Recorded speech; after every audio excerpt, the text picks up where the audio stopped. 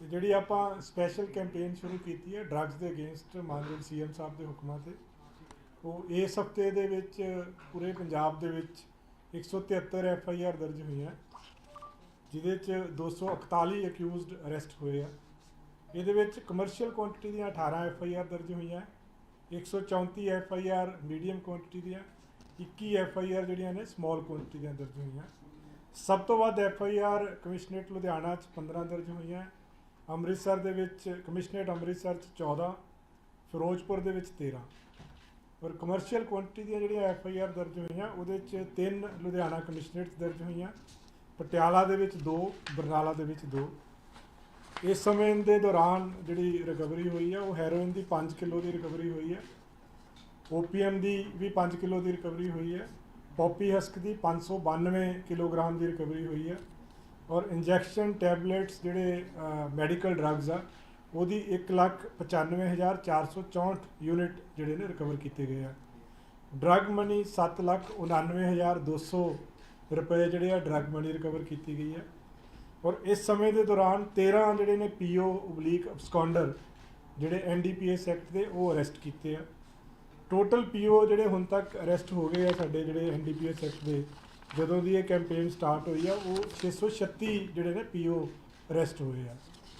ਇਸ ਤੋਂ ਇਲਾਵਾ ਇੱਕ ਹੋਰ ਜਿਹੜੀ ਸਪੈਸ਼ਲ ਕੈਂਪੇਨ ਆਪਾਂ ਚਲਾਈ ਹੈ ਜਿਹੜੀ ਕਿ ਚਾਈਨੀਜ਼ ਡੋਰ ਦੇ ਖਿਲਾਫ, ਕਿਉਂਕਿ ਪੂਰੀ ਸਟੇਟ ਦੇ ਵਿੱਚ ਬਹੁਤ ਸਾਰੇ ਕੇਸ ਆਉਣੇ ਸ਼ੁਰੂ ਹੋਏ ਸੀਗੇ ਚਾਈਨੀਜ਼ ਡੋਰ ਦੇ। ਸੋ ਉਹਦੇ ਵਿੱਚ ਪਿਛਲੇ ਮਹੀਨੇ ਦੇ ਵਿੱਚ 234 ਐਫਆਈਆਰ ਦਰਜ ਹੋਈਆਂ, 234, ਤੇ 255 ਜਿਹੜੇ ਨੇ ਉਹ ਦੋਸ਼ੀ ਗ੍ਰਿਫਤਾਰ ਕੀਤੇ ਗਏ ਆ, ਔਰ 11,354 ਜਿਹੜੇ ਨੇ ਗੱਟੇ ਜਿਹੜੇ ਬਰਾਮਦ ਕੀਤੇ ਆ ਚਾਈਨੀਜ਼ ਡੋਰ ਦੇ। ਪੰਜਾਬ ਪੁਲਿਸ ਵੱਲੋਂ ਇੱਕ ਸਪੈਸ਼ਲ ਆਪਰੇਸ਼ਨ ਚਲਾਇਆ ਗਿਆ ਸੀਗਾ, ਆਪਰੇਸ਼ਨ ਈਗਲ 2, ਜਿਹੜਾ ਆਉਂਦੇ ਕੁਝ ਦਿਨ ਪਹਿਲਾਂ ਚਲਾਇਆ ਗਿਆ ਸੀਗਾ। ਉਸ ਦੇ ਵਿੱਚ ਮੈਂ ਇੱਕ ਦੱਸਣਾ ਚਾਹਾਂਗਾ ਕਿ ਉਹ ਬੜੇ ਵੱਡੇ ਲੈਵਲ ਦਾ ਆਪਰੇਸ਼ਨ ਸੀ, ਜਿਹਦੇ ਵਿੱਚ ADGP, IG, DIG ਲੈਵਲ ਦੇ ਆਫੀਸਰਸ ਅਲੱਗ-ਅਲੱਗ ਜ਼ਿਲ੍ਹਿਆਂ ਦੇ ਵਿੱਚ ਗਏ ਸੀ, ਉਹਨਾਂ ਨੇ ਉਸ ਆਪਰੇਸ਼ਨ ਨੂੰ ਲੀਡ ਕੀਤਾ ਸੀਗਾ। ਉਹਦੇ 'ਚ ਟੋਟਲ 315 ਪੈਟਰੋਲਿੰਗ ਪਾਰਟੀਜ਼ ਪੂਰੀ ਸਟੇਟ ਦੇ ਵਿੱਚ ਬਣਾਈਆਂ ਗਈਆਂ ਸੀਗੀਆਂ। 462 ਜਿਹੜੇ ਹਾਈ ਟੈਕ ਵੈਲ ਕੋਆਰਡੀਨੇਟਡ ਨਾਕਾਜ਼ ਲੈ ਕੀਤੇ ਗਏ ਸੀ ਪੂਰੀ ਸਟੇਟ ਦੇ ਵਿੱਚ। 5000 ਤੋਂ ਉੱਪਰ ਜਿਹੜੇ ਪੁਲਿਸ ਅਫੀਸ਼ੀਅਲ ਸੀਗੇ ਉਹਦੇ ਵਿੱਚ ਡਿਪਲੋਏ ਕੀਤੇ ਗਏ ਸੀਗੇ, ਐਂਡ 281 ਰੇਲਵੇ ਸਟੇਸ਼ਨ ਤੇ ਬੱਸ ਸਟੈਂਡਸ ਦੀ ਚੈਕਿੰਗ ਕੀਤੀ ਗਈ, 895 ਹੋਟਲਸ ਦੀ ਸਰਾਵਾਂ ਦੀ ਚੈਕਿੰਗ ਕੀਤੀ ਗਈ, ਔਰ 11,939 ਜਿਹੜੇ ਸਸਪੈਕਟਡ ਪਰਸਨ ਸੀਗੇ ਉਹਨਾਂ ਨੂੰ ਚੈੱਕ ਕੀਤਾ ਗਿਆ ਇਸ ਸਮੇਂ ਦੇ ਦੌਰਾਨ। ਔਰ 76 ਐਫਆਈਆਰ ਦਰਜ ਕੀਤੀਆਂ ਗਈਆਂ, ਜਿਹਦੇ ਵਿੱਚ 91 ਸਸਪੈਕਟਡ ਪਰਸਨਸ ਅਰੈਸਟ ਕੀਤੇ ਗਏ, ਜਿਹਦੇ ਵਿੱਚ ਮੈਜੋਰਿਟੀ ਜਿਹੜੀਆਂ ਐਫਆਈਆਰ ਸੀਗੀਆਂ ਉਹ NDPS ਐਕਟ ਦੇ ਤਹਿਤ ਦਰਜ ਕੀਤੀਆਂ ਗਈਆਂ। ਇਸ ਤੋਂ ਇਲਾਵਾ ਪੰਜਾਬ ਪੁਲਿਸ ਨੇ ਇੱਕ ਜੁਆਇੰਟ ਆਪਰੇਸ਼ਨ ਦੇ ਵਿੱਚ BSF ਦੇ ਨਾਲ ਇੱਕ ਡਰੋਨ ਜਿਹੜਾ ਸੀਗਾ ਉਹ ਕਰਾਇਆ 21 ਤੇ 22 ਜਨਵਰੀ ਦੀ ਰਾਤ ਨੂੰ। ਇਹ ਵਿਲੇਜ ਕੱਕੜ ਹੈਗਾ ਹੈ ਜਿੱਥੇ ਸਪੈਸ਼ਲ ਆਪਰੇਸ਼ਨ ਕੀਤਾ ਗਿਆ। ਅੰਮ੍ਰਿਤਸਰ ਰੂਰਲ ਜਿਹੜਾ ਉਹਦੇ ਵਿੱਚ ਪੈਂਦਾ ਵਾ, 2 ਕਿਲੋਮੀਟਰ ਪੰਜਾਬ ਪਾਕਿਸਤਾਨ ਦਾ ਜਿਹੜਾ ਬਾਰਡਰ ਹੈ, ਇੰਡੀਆ ਪਾਕਿਸਤਾਨ ਦਾ ਬਾਰਡਰ ਆ, ਉਸ ਬਾਰਡਰ ਤੋਂ 2 ਕਿਲੋਮੀਟਰ ਦੇ ਅੰਦਰ ਅੰਦਰ ਇਹਨੂੰ ਗਿਰਾਇਆ ਗਿਆ ਸੀਗਾ। ਔਰ ਇਹ ਬੜਾ ਸੋਫਿਸਟੀਕੇਟਡ ਇੱਕ ਹੈਕਸਾਕਾਪਟਰ ਸੀਗਾ, ਜਿਹਦੇ ਵਿੱਚ ਬਹੁਤ ਹਾਈ ਕੁਆਲਿਟੀ ਦੀਆਂ ਜਿਹੜੇ ਨਾਈਟ ਵਿਜ਼ਨ ਤੇ ਇਨਫਰਾਰੈਡ ਬੇਸਡ ਨਾਈਟ ਵਿਜ਼ਨ ਤੇ GPS ਸਿਸਟਮ ਲੱਗਿਆ ਸੀਗਾ। ਔਰ ਇਹ ਡਰੋਨ ਜਿਹੜਾ ਜਦੋਂ ਗਿਰਾਇਆ ਗਿਆ 5 ਕਿਲੋ ਹੈਰੋਇਨ ਦੀ ਰਿਕਵਰੀ ਹੋਈ। ਅੰਮ੍ਰਿਤਸਰ ਰੂਰਲ ਪੁਲਿਸ ਨੇ ਇਨ ਕੋਆਰਡੀਨੇਸ਼ਨ ਵਿਦ BSF ਇਸ ਆਪਰੇਸ਼ਨ ਜਿਹੜਾ ਇਹਨੂੰ ਅੰਜਾਮ ਦਿੱਤਾ। ਔਰ ਪਿਛਲੇ 2 ਮਹੀਨੇ ਦੇ ਦੌਰਾਨ ਇਸ ਏਰੀਆ ਦੇ ਵਿੱਚ ਤਰਨਤਾਰਨ ਅੰਮ੍ਰਿਤਸਰ ਦੇ ਏਰੀਆ ਦੇ ਵਿੱਚ 6 ਡਰੋਨ ਅਲੱਗ-ਅਲੱਗ ਟਾਈਮ ਤੇ ਜਿਹੜੇ ਗਿਰਾਏ ਗਏ, ਜਿਹਦੇ ਵਿੱਚ 29 ਨਵੰਬਰ 2022 ਨੂੰ ਇੱਕ BOP ਹਰਭਜਨ ਆ ਖੇਮਕਰਨ ਸੈਕਟਰ 'ਚ, ਉੱਥੇ ਡਰੋਨ ਗਿਰਾਇਆ ਸੀਗਾ। ਇਸੇ ਤਰ੍ਹਾਂ 30 ਨਵੰਬਰ 2022 ਨੂੰ ਵਾਂ ਤਾਰਾ ਸਿੰਘ ਆ ਖਾਲੜੇ ਏਰੀਆ ਦੇ ਵਿੱਚ, ਉੱਥੇ ਗਿਰਾਇਆ ਸੀਗਾ। ਫਿਰ 2 ਦਸੰਬਰ 2022 ਨੂੰ ਵੀ ਖੇਮਕਰਨ ਦੇ ਏਰੀਆ ਦੇ ਵਿੱਚ ਡਰੋਨ ਗਿਰਾਇਆ ਸੀ। 4 ਦਸੰਬਰ 2022 ਨੂੰ BOP ਕਾਲੀਆ ਹੈ ਤਰਨਤਾਰਨ 'ਚ, ਉੱਥੇ 25 ਦਸੰਬਰ ਨੂੰ ਜਿਹੜਾ ਹੈਗਾ ਹੈ ਅੰਮ੍ਰਿਤਸਰ ਰੂਰਲ ਪੁਲਿਸ ਵੱਲੋਂ, ਉਹ ਵੀ ਅੰਮ੍ਰਿਤਸਰ ਰੂਰਲ ਦੇ ਏਰੀਏ 'ਚ, ਔਰ ਉਹਦੇ 'ਚ 10 ਕਿਲੋ ਦੀ ਰਿਕਵਰੀ ਹੋਈ ਸੀ। ਔਰ ਜਿਹੜਾ ਕੱਲ੍ਹ ਹੋਇਆ ਇਹਦੇ ਵਿੱਚ 5 ਕਿਲੋ ਦੀ ਰਿਕਵਰੀ ਹੋਈ ਆ। ਸੋ BSF ਦੇ ਨਾਲ ਬੜਾ ਅੱਛਾ ਕੋਆਰਡੀਨੇਸ਼ਨ ਪੰਜਾਬ ਪੁਲਿਸ ਦਾ ਚੱਲ ਰਿਹਾ। ਜਿਹੜੀ ਐਂਟੀ ਡਰੋਨ ਜਿਹੜੀ ਡਰਾਈਵ ਚਲਾਈ ਸੀਗੀ ਉਹਦੇ ਵਿੱਚ ਵੀ ਕਾਫੀ ਵੱਡੀਆਂ ਅਚੀਵਮੈਂਟਸ ਵੀ ਹੋ ਰਹੀਆਂ, ਔਰ ਉਹਨੂੰ ਕਾਊਂਟਰ ਕਰਨ ਦੇ ਵਿੱਚ ਵੀ Punjab police with coordination of BSF ਕਾਫੀ ਸਹਾਈ ਹੋ ਰਹੀ ਹੈ ਉਹਦੇ ਵਿੱਚ। ਇਹ ਪਿਛਲੇ ਜਿਹੜਾ ਸਾਡਾ ਹਫਤੇ ਦਾ ਹੈ ਉਹਦੇ ਦੌਰਾਨ ਜਿਹੜੇ ਚੰਗੇ ਕੰਮ ਕੀਤੇ ਗਏ। ਔਰ ਇਸ ਤੋਂ ਇਲਾਵਾ ਇੱਕ ਦੋ ਇਨਸੀਡੈਂਟ ਅਨਫੋਰਚੂਨੇਟ ਹੋਏ ਸੀਗੇ, ਜਿੱਦਾਂ ਪਟਿਆਲੇ ਦੇ ਵਿੱਚ ਇਨਸੀਡੈਂਟ ਹੋਇਆ ਸੀਗਾ, ਉਹਦੇ 'ਚ ਤੁਰੰਤ ਪੁਲਿਸ ਨੇ ਐਕਟੀਵਿਟੀ ਆਪਣੀ ਫਟਾਫਟ ਪ੍ਰੋਐਕਟਿਵ ਹੋ ਕੇ ਉਹ 2 ਅਕਿਊਜ਼ ਸੀਗਾ, ਬੱਚੀ ਦਾ ਇੱਕ ਦਾ ਰੇਪ ਦਾ ਕੇਸ ਰਜਿਸਟਰ ਹੋਇਆ ਸੀ 13 ਸਾਲ ਦੀ ਬੱਚੀ ਦਾ, ਉਹ 'ਚ 2 ਦੋਸ਼ੀ ਸੀਗੇ, ਉਹ ਦੋਨੇ ਪਟਿਆਲਾ ਪੁਲਿਸ ਨੇ ਤੁਰੰਤ ਅਰੈਸਟ ਕਰ ਲਏ ਆ ਔਰ ਉਹ ਫਰਦਰ ਉਹਨਾਂ ਦਾ ਰਿਮਾਂਡ ਲਿਆ ਜਾ ਰਿਹਾ ਉਹਨਾਂ ਦੋਨਾਂ ਦੋਸ਼ੀ। 26 जनवरी को लेकर पंजाब में आतंकी हमले की जो जिस तरह से आशंका है और खासकर जो बब्बर खालसा का नाम इसमें आ रहा है और कुछ गैंगस्टरों का नाम आ रहा है, साथ में हिंदू जो टारगेट किलिंग है वो भी इसमें चल रहा है, तो उसको किस तरह से है? नहीं देखिए, 26 जनवरी जो है हमेशा सेंसिटिव रहती है, चाहे वो 15 अगस्त हो 26 जनवरी हो, तो हमारी पूरी प्रॉपर प्रिपरेशंस हैं उसमें। हर ज़िले में जैसे हमारा ऑपरेशन ईगल 2 हमने चलाया था, तो इस तरह के ऑपरेशन भी जारी रहेंगे। उसके अलावा हर ज़िले की जो सुपरविज़न है वो एक सीनियर ऑफिसर को, जिसमें एडीजीपी लेवल के, आईजी लेवल के, डीआईजी लेवल के ऑफिसर होंगे, वो सारे सिक्योरिटी अरेंजमेंट्स जो है सुपरवाइज करेंगे। और बहुत सारी इनपुट्स जो भी इनपुट्स आती हैं, कोई ऐसा बिकॉज हम शेयर नहीं कर सकते हैं, बट हमारे जो स्पेशलाइज्ड विंग्स हैं जिसमें इंटरनल सिक्योरिटी और काउंटर इंटेलिजेंस है, जो स्पेशली जो एंटी टेररिस्ट ऑपरेशंस को लीड करते हैं, उनकी तरफ से भी इनपुट ली जा रही है और बाकी एजेंसीज के साथ भी पंजाब पुलिस टच में है इसके लिए। सर, इसमें 2 दिल्ली में भी जो आतंकी पकड़े गए थे, उन्होंने भी पंजाब के कुछ नेताओं के नाम लिए थे जो उनके निशाने पर थे। यहाँ भी खन्ना में भी पंजाब पुलिस ने कार्रवाई की, 1 दर्जन लोग पकड़े गए इसमें, उनसे भी कुछ ऐसे इनपुट मिले थे कि उनके निशाने पर कुछ नेता थे। नहीं, वो जो हमारा एक्चुअली सिक्योरिटी विंग में ना टारगेट हार्डनिंग हम करते रहते हैं, जितने भी थ्रेट परसेप्शन जिनको है वो सारी लिस्ट हमारे पास है। हमने area wise, district wise, subdivision wise, police station wise categorize किया हुआ है सबको।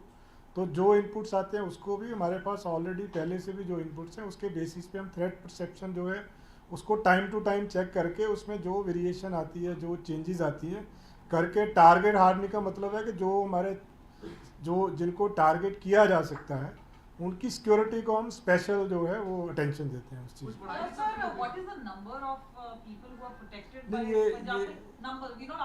That cannot be share, we cannot share because उसमें फिर even numbers cannot be share. Sir, ਇੱਕ 26 ਜਨਵਰੀ ਨੂੰ ਕੌਮੀ ਇਨਸਾਫ ਮੋਰਚਾ ਵੀ ਇੱਕ ਮਾਰਚ ਕੱਢਣ ਜਾ ਰਿਹਾ ਹੈ, ਜਿਸ ਦੇ ਵਿੱਚ ਕਾਲੇ ਝੰਡੇ ਉਹਨਾਂ ਦੇ ਹੱਥਾਂ ਦੇ ਵਿੱਚ ਹੋਣਗੇ। ਮਨੈਲ ਜੈਨ ਦੇ ਕੋਲੋਂ ਵੀ ਉਹ ਮਾਰਚ ਨਿਕਲਣਾ ਹੈਗਾ, ਮੋਹਾਲੀ ਦੇ ਵੱਖ-ਵੱਖ ਥਾਵਾਂ ਤੇ ਮਾਰਚ ਨਿਕਲਣਾ ਹੈਗਾ। ਲੱਗਦਾ ਹੈ ਕਿ ਉਸ ਦੇ ਨਾਲ ਮਾਹੌਲ ਖਰਾਬ ਹੋ ਸਕਦਾ ਹੈ ਤੇ ਪੁਲਿਸ ਦੀ ਤਾਲਮੇਲ ਕੀ ਹੈਗਾ ਉਸ ਨੂੰ? ਨਹੀਂ ਦੇਖੋ, 26 ਜਨਵਰੀ ਨੂੰ ਕਈ ਵਾਰੀ ਅੱਗੇ ਵੀ ਹੁੰਦਾ ਹੈ, ਕਈ ਜ਼ਿਲ੍ਹਿਆਂ ਦੇ ਵਿੱਚ ਪਹਿਲਾਂ ਵੀ ਇਹ ਹੁੰਦਾ ਹੈ। ਉਹ ਕਿਉਂਕਿ ਏਰੀਆ ਸਪੈਸੀਫਿਕ ਜਿਹੜੀ ਸਿਕਿਉਰਿਟੀ ਹੈ ਉਹ ਕੰਸਰਨ ਡਿਸਟ੍ਰਿਕਟ ਪੁਲਿਸ ਨੇ ਕਰਨੀ ਹੁੰਦੀ ਹੈ। ਜਿੱਥੇ ਕਿਸੇ ਨੂੰ ਅਸਿਸਟੈਂਸ ਚਾਹੀਦੀ ਹੋਏਗੀ ਫਰੋਮ ਦੀ ਹੈੱਡਕੁਆਟਰਸ, ਕੋਈ ਫੋਰਸ ਦੀ ਰਿਕੁਆਇਰਮੈਂਟ ਹੋਏਗੀ, ਕੋਈ ਹੋਰ ਹੋਏਗੀ, ਉਹ ਪੂਰੀ ਕੀਤੀ ਜਾਏਗੀ। ਬਟ ਇਨ ਐਨੀ ਕੇਸ ਕੋਈ ਵੀ ਹੋਵੇ 26 ਜਨਵਰੀ ਨੂੰ ਪੁਖਤਾ ਸੁਰੱਖਿਆ ਦੇ ਜਿਹੜੇ ਇੰਤਜ਼ਾਮ ਉਹ ਕੀਤੇ ਜਾਣਗੇ, ਚਾਹੇ ਉਹ ਥ੍ਰੈਟਨ ਪਰਸਨਸ ਦੀ ਸਿਕਿਉਰਿਟੀ ਨੂੰ ਲੈ ਕੇ ਹੋਵੇ, ਵੈਨਿਊ ਸਿਕਿਉਰਿਟੀ ਹੋਵੇ, ਜਨਰਲ ਏਰੀਆ ਦੀ ਸਿਕਿਉਰਿਟੀ ਹੋਵੇ ਜਿਹਦੇ ਵਿੱਚ ਕਰਾਊਡਡ ਮਾਰਕੀਟਸ, ਹੋਰ ਜਿਹੜੀਆਂ ਆਪਾਂ ਕਹਿ ਦਿੰਦੇ ਹਾਂ ਸੈਂਸਿਟਿਵ ਪਲੇਸਿਸ ਜਿਹ 'ਚ ਆ ਜਾਂਦੀਆਂ, ਔਰ ਜਾਂ ਲਾਅ ਐਂਡ ਆਰਡਰ ਨੂੰ ਲੈ ਕੇ ਹੋਵੇ, ਚਾਹੇ ਕਿਸੇ ਤਰ੍ਹਾਂ ਦਾ ਕੋਈ ਪ੍ਰੋਟੈਸਟ ਆ, ਕੋਈ ਮਾਰਚ ਆ। So maintenance of peace and security ਜਿਹੜਾ ਉਹ ਸਾਡੀ ਰਿਸਪੌਂਸਿਬਿਲਿਟੀ ਹੈ, that will be maintain. Sir, ਜਿਹੜਾ ਆਪਾਂ ਹੁਣ ਤੱਕ ਜਿੰਨੀ ਡਰੱਗਸ ਫੜੀ ਹੈ ਕਿ ਇਹਨੂੰ ਖਤਮ ਕਰ ਦਿੱਤਾ ਗਿਆ ਜੀ ਜਾਂ ਹਲੇ ਕਦੋਂ ਕਰਨਾ ਤੇ ਕਿੰਨੀ? ਨਹੀਂ, ਇਹਦਾ ਇੱਕ ਪ੍ਰੋਸੀਜਰ ਹੁੰਦਾ ਹੈ ਜੀ, ਇਹਦੇ ਵਿੱਚ 52A ਇੱਕ ਸੈਕਸ਼ਨ ਆ ਜਿਹੜਾ NDPS ਐਕਟ ਦਾ, ਉਹਦੇ 'ਚ ਜੱਜ ਸਾਹਿਬ ਕੋਲ ਲਿਜਾ ਕੇ ਸੈਂਪਲਸ ਲੈ ਕੇ ਫਿਰ ਉਹਨੂੰ ਫਰਦਰ ਡਿਸਟਰੋਏ ਕੀਤਾ ਜਾਂਦਾ ਹੈ। ਉਹਦੇ ਵਿੱਚ ਕੁਝ ਟੈਕਨੀਕਲ ਪ੍ਰੋਸੀਜਰਸ ਹੁੰਦੇ ਆ, ਉਹ ਅਲੱਗ-ਅਲੱਗ ਟਾਈਮ 'ਤੇ, ਔਰ ਇਹ ਨਹੀਂ ਕਿ ਇੱਕ ਦਿਨ 'ਚ ਸਾਰਾ ਕਰ ਦਿੱਤਾ, ਬਟ ਉਹ ਚੱਲਦਾ ਪ੍ਰੋਸੈਸ ਐਂਡ ਉਹ ਔਨਗੋਇੰਗ ਪ੍ਰੋਸੈਸ ਹੁੰਦਾ, ਉਹ ਕੀਤਾ ਜਾ ਰਿਹਾ ਸਮੇਂ-ਸਮੇਂ 'ਤੇ ਹੋ ਰਿਹਾ ਹੈ। ਉਹ ਜਿੱਦਾਂ ਰਿਕਵਰੀ ਹੁੰਦੀ ਹੈ ਉਸ ਤੋਂ ਬਾਅਦ ਕੈਮੀਕਲ ਐਗਜ਼ਾਮੀਨਰ ਦੀ ਰਿਪੋਰਟ ਹੁੰਦੀ ਹੈ, ਸਾਰਾ ਕਰਕੇ, ਪਰ ਜੋ ਪ੍ਰੋਸੀਜਰ ਅਡਾਪਟ ਕਰਨਾ ਬੰਦਾ ਐਜ਼ ਪਰ ਲਾਅ ਉਹ ਕਰਕੇ ਉਹ ਲਗਾਤਾਰ ਚੱਲਦਾ ਰਹਿੰਦਾ। ਸਰ, ਦਿੱਲੀ ਪੰਜਾਬ ਪੁਲਿਸ ਜਿਹੜੀ ਦਿੱਲੀ ਗਈ ਸੀਗੀ ਜਗਤਾਰ ਸਿੰਘ ਹਵਾਰਾ ਨੂੰ ਉੱਥੋਂ ਪ੍ਰੋਡਕਸ਼ਨ ਵਾਰੰਟ ਲਈ, ਕੀ ਹਲੇ ਪ੍ਰੋਡਕਸ਼ਨ ਵਾਰੰਟ ਹਲੇ ਨਹੀਂ ਮਿਲ ਪਾ ਰਿਹਾ? ਨਹੀਂ ਦੇਖੋ, ਇਹ ਚੀਜ਼ਾਂ ਅਜੇ ਇਸ ਲੈਵਲ ਤੇ ਸ਼ੇਅਰ ਨਹੀਂ ਕੀਤੀਆਂ ਜਾ ਸਕਦੀਆਂ ਕਿਉਂਕਿ ਇਹਦੇ 'ਚ ਬਹੁਤ ਸਾਰੇ ਸਿਕਿਉਰਿਟੀ ਇਸ਼ੂਜ਼ ਵੀ ਹੁੰਦੇ ਹਨ। ਨਹੀਂ ਸਰ, ਉਹਨੂੰ ਲਿਆਂਦਾ ਜਾਏਗਾ ਜਾਂ ਵੀਸੀ ਦੇ ਰਾਹੀਂ ਉਹਦੀ? ਨਹੀਂ, ਉਹੀ ਮੈਂ ਕਹਿ ਰਿਹਾ, ਇਹ ਸ਼ੇਅਰ ਨਹੀਂ ਕੀਤਾ ਜਾ ਸਕਦਾ ਇਹ ਚੀਜ਼। सर, बब्बर खालसा और सिख फॉर जस्टिस कई हिंदू लीडर्स को धमकियां दे रहे हैं, पाकिस्तान से उनको वीडियो भेजे जा रहे हैं AK-47 के साथ, और कनाडा अमेरिका से भी थ्रेट वाले कॉल्स आ रहे हैं, तो ये क्या इसको 26 जनवरी से जोड़ के देखा जा रहा है कि? देखो, ये मैं नहीं कह सकता क्लियरली 26 जनवरी नहीं,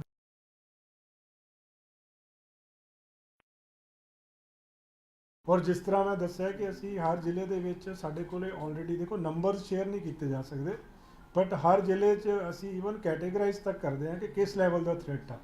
ਉਹ ਕਿਸੇ ਵੀ ਸੰਸਥਾ ਦਾ ਹੋਵੇ, ਕਿਸੇ ਨੂੰ ਪ੍ਰਾਈਵੇਟ ਤੌਰ ਤੇ ਥ੍ਰੈਟ ਹੋਵੇ, ਕੋਈ ਗਵਰਨਮੈਂਟ ਅਫੀਸ਼ੀਅਲ ਹੋਵੇ, ਹਰ ਇੱਕ ਨੂੰ ਕੈਟੇਗਰਾਈਜ਼ ਕਰਕੇ ਕੰਸਰਨਡ ਸੰਬੰਧਿਤ ਥਾਣੇ ਲੈਵਲ ਤੱਕ ਸਾਡੇ ਕੋਲ ਲਿਸਟਸ ਹੁੰਦੀਆਂ ਔਰ ਉਹਨਾਂ ਨੂੰ ਜਿਸ ਲੈਵਲ ਦਾ ਥ੍ਰੈਟ ਆ ਉਸ ਲੈਵਲ ਦੀ ਸਿਕਿਉਰਿਟੀ ਪ੍ਰੋਵਾਈਡ ਕਰਨਾ ਵੀ ਸਾਡਾ ਫਰਜ਼ ਆ। ਸੋ ਉਹ ਅਸੀਂ ਕਰਦੇ ਹਾਂ ਟਾਈਮ ਟੂ ਟਾਈਮ ਔਰ ਹਮੇਸ਼ਾ ਅਪਡੇਟ ਕੀਤਾ ਜਾਂਦਾ ਹੈ।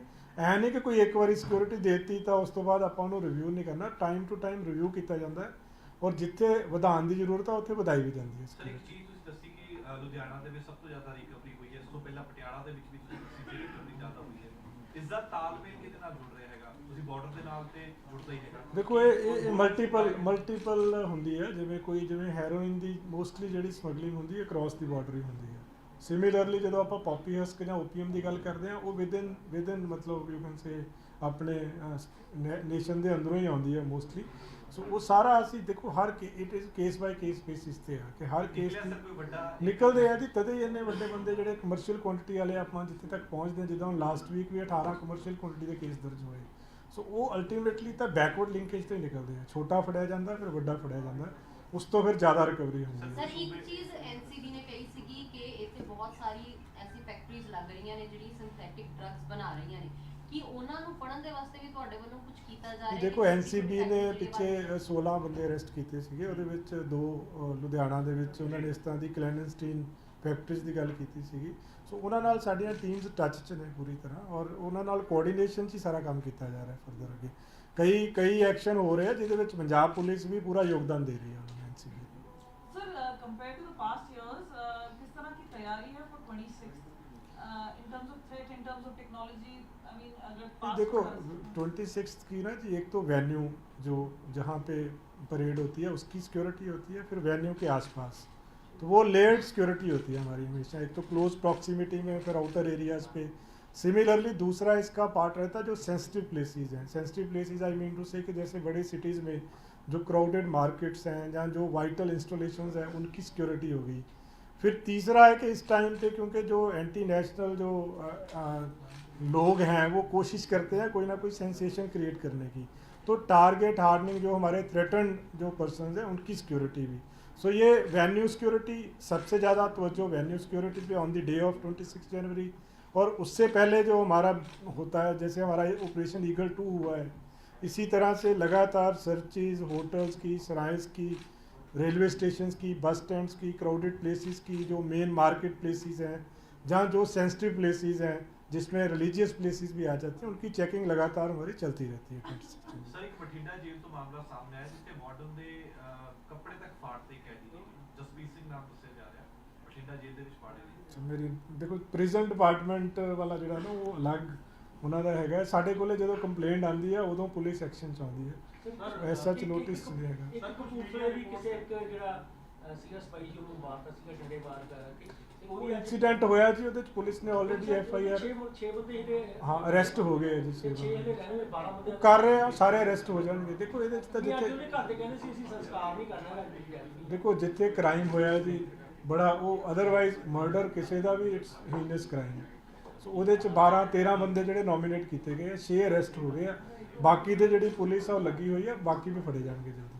सर कुछ मीडिया रिपोर्ट्स हैं पंजाब पुलिस का स्पेशल ऑपरेशन सेल है SSOC, उसने कोई FIR रजिस्टर्ड की कि ये पुरानी है या फ्रेश है, जिसमें हिंदू लीडर्स को मारने की साजिश थी, जग्गू भगवानपुरिया और 4 गैंगस्टर्स हैं जो खालिस्तान सपोर्टर से बाहर। देखिए ये फ्रेश एफआईआर नहीं है, ये इसका फॉलोअप है। तो उसमें ऑलरेडी SSOC उस पर काम कर रही है। ये एक पुरानी एफआईआर है जिसका फॉलोअप अभी चल रहा है। बहुत सारे केसेस हैं जिसमें एफआईआर का रेगुलर फॉलोअप होता है, तो इसका फॉलोअप चल रहा है फर्दर आगे। सर अभी भी है सर, मतलब अगर फॉलोअप चल रहा है तो मतलब जो थ्रेट वो लगे हुए हैं जी। SSOC से जब और डिटेल्स आएंगे हम शेयर कर देंगे आपको। सर लंडा हरीके ਨੂੰ ਲੈ ਕੇ ਕੱਲ ਕਾਫੀ ਸਰਚੇਜ਼ ਵਗੈਰਾ ਕੀਤੇ ਹੈ, ਉਹ ਸਾਰੇ ਲੱਗੇ ਕਿਤੇ ਲੈ ਵੀ ਆ ਗਿਆ। ਲੰਡਾ ਹਰੀਕੇ ਨੂੰ ਲੈ ਕੇ ਕੱਲ ਸਰਚੇਜ਼ ਕੀਤੇ 330 ਜਿਹੜੇ ਲਿੰਕ ਵਗੈਰਾ ਹੈ, ਉਹਦੇ ਵਿੱਚ ਹੁਣ ਤੱਕ ਦੀ ਜਿਹੜੀ ਪ੍ਰਾਇਮਰੀ ਇਨਵੈਸਟੀਗੇਸ਼ਨ ਕੁਝ ਡਿਟੇਲ ਜਾਂ ਫਿਰ ਅਰੈਸਟ ਹੋਇਆ ਨਹੀਂ ਅਜੇ ਰੱਟ ਜੀ, ਉਹਦੇ ਚਾਹੀ ਨਹੀਂ ਡਿਟੇਲਸ, ਜਦੋਂ ਆਉਂਗੀ ਤੁਹਾਡੇ ਨਾਲ ਸ਼ੇਅਰ ਕਰਾਂਗੇ ਉਹਦੇ ਵਿੱਚ। ਠੀਕ ਹੈ ਠੀਕ ਹੈ ਜੀ, ਥੈਂਕ ਯੂ।